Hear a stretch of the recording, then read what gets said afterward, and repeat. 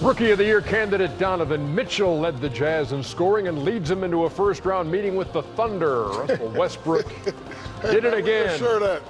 Averaged a triple-double for the season. Late, great Butch Lewis right there. How deep a run. Didn't they just get him $200 million? He can't afford a shirt. Talented but inconsistent OKC team making the 18 playoffs. Come on, man. That's, you know, he good as he is, man, he can wear whatever the hell he wants to. At least he ain't got that same taco meat you got.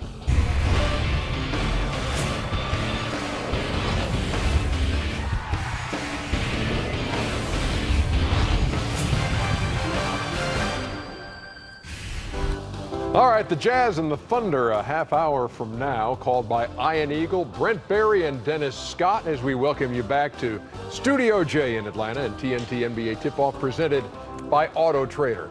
Ernie Johnson and Kenny and Charles and Shaquille O'Neal. So you've been hopping back and forth from TNT to ABC and now back here to TNT. You're going to see the Jazz and the Thunder in the opener of that series, followed by the Timberwolves and the Rockets in the 1-8 matchup in the Western Conference. We want to pick this game apart, Oklahoma City and Utah. And let's use Dennis Scott to do that also, because he's going to be working the sidelines of that game at the Peak tonight. 3D, you know, it has been a while since Utah won a game in Oklahoma City. Halloween of 2010. But Utah has really played good ball on the road as of late. They've won 15 of their last 17. What's the feeling on the Jazz opening up on the road here? Well, Ernie, after talking to Quinn Snyder, the Jazz feel very confident that they can come into this building and win ball games. Like you said, Gobert's back. He's telling the defense down low, but it's been the ball movement and Ricky Rubio knocking down jump shots and sharing the basketball. So it'll be very interesting how this team comes in and gets off to a fast start tonight. Well, you know, Dennis, I think this is just an awful matchup for the Jazz personally, because with Rudy Gobert back there, that's going to open up Steven Adams to dominate on the offensive glass, because he tries to block everything. How are they going to do that to keep Gobert in the game and keep Adams off the boards? That's a great question, Chuck. After talking to Quinn Snyder once again, they want Rudy Gobert to be aggressive and obviously protect the rim, but pick his spots and not try to block every shot so it doesn't get in foul trouble. So with that being said, Billy Donovan wants to keep Russell Westbrook and Paul George in attack mode so they can get in the paint and try to get to the rim and try to get him in favor of the foul trouble for that question.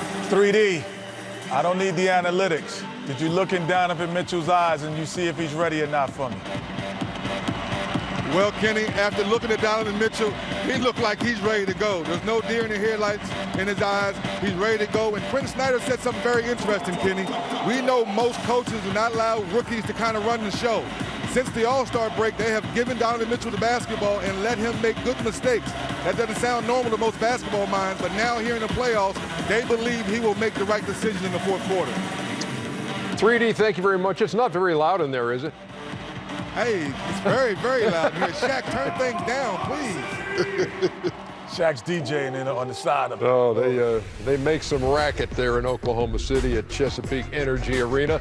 Last two head-to-head meetings in our Auto Trader player comparison, Donovan Mitchell and Russell Westbrook both lighten it up. Look at Mitchell shooting 61% in the last two against Oklahoma City. That's amazing. The Thunder did take 3 out of 4 during the regular season, and we did point out that a 14-game losing streak at Oklahoma City for the Utah Jazz. So he doesn't like the matchup. Charles doesn't like it for Utah. What do you make of it? I mean, from the Oklahoma City side or from the Utah side? No, just the matchup overall. He says it's not a good matchup for Utah against Oklahoma City. What do you say? I agree with everything you said. You know, Rudy Gobert is a dominant shot blocker. And when you have that shot blocking mentality, you try to go for everything. And Steven Adams is a monster on the offensive boards.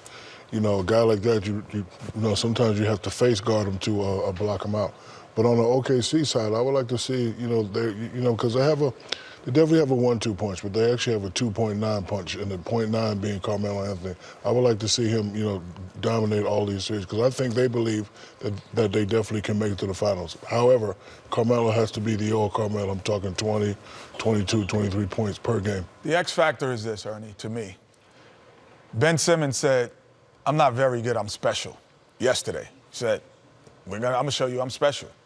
And Donovan mentioned today we're going to see if he's special or he's just a very good player. Because to play against this team in this environment, opening round, you have to be special to play well in game one. And we'll see how that looks. Because throughout this season, we've seen him have special moments. But the regular season, you make your name. The playoffs, you make your fame. You know, Ernest, it's interesting because Gobert is a great shot blocker, probably Defensive Player of the Year. But there's nobody on Oklahoma City he has to guard because their three best players are all perimeter players. And if Russell's going to be coming at him full speed, which is going to open up things for Steven Adams. This is just a great matchup for OKC. OKC got 48 wins this year, 48 and 34. Yet, how much better could it have been, or did you expect it to be, than 48 and 34? Yeah, I thought it would be 54, 55 wins. You know, the ability to spread the floor, I thought they'd play a little faster, even though they do get fast breaks, because Russell Westbrook's a one-man fast break. They still don't play fast, meaning they still ISO the basketball a little bit on both sides. Paul George does it, obviously Carmelo and Russell. I thought they would be more open and have more open freedom of movement on the offensive end. However, when you're a veteran and you know you're deep into your career, you're definitely waiting for moments like these. And when they put this team together with the three former All-Stars, you know, a couple All-Stars, but you know the three great players, this is the moment that they're waiting for right here. Boy, they played a load of games decided by 5 points or less. 28 of them. They were 13 and 15, and they go in as the number 4 seed, taking on number 5 Utah at the bottom of the hour.